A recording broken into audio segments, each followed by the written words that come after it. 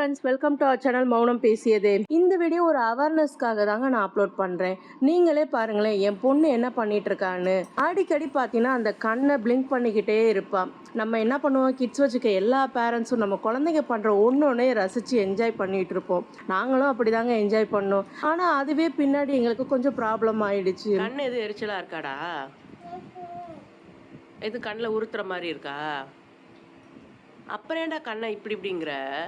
பண்ணக்கூடாது அப்படி அடிக்கடி.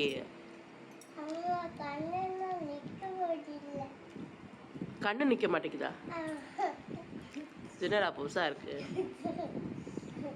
உன் கிளாஸில் உன் ஃப்ரெண்ட்ஸ் யாரும் அப்படி பண்ணுவாங்களா? பொண்ணு நானும் பேசின கான்வர்சேஷன் கேட்டிருப்பீங்கல்ல. நானும் சரி என் குழந்தை எதுவும் ஸ்கூலில் யாராவது பார்த்துட்டு அது போல் பண்ணுறாளா, சின்ன பிள்ளை விளையாட்டுத்தனமாக இருக்காளா என்னன்னாங்க நோட் பண்ணி பார்த்தேன்.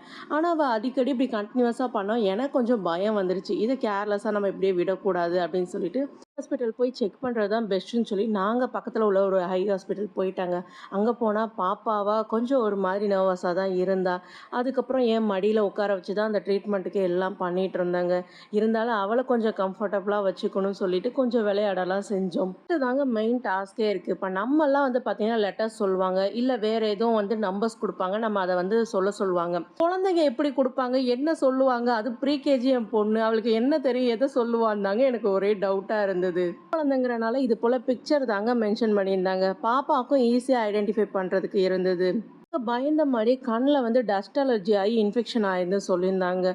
1 மந்த்துக்கு கண்டினியூஸாக இந்த ட்ராப்ஸை வந்து கண்ணில் போட சொல்லியிருந்தாங்க.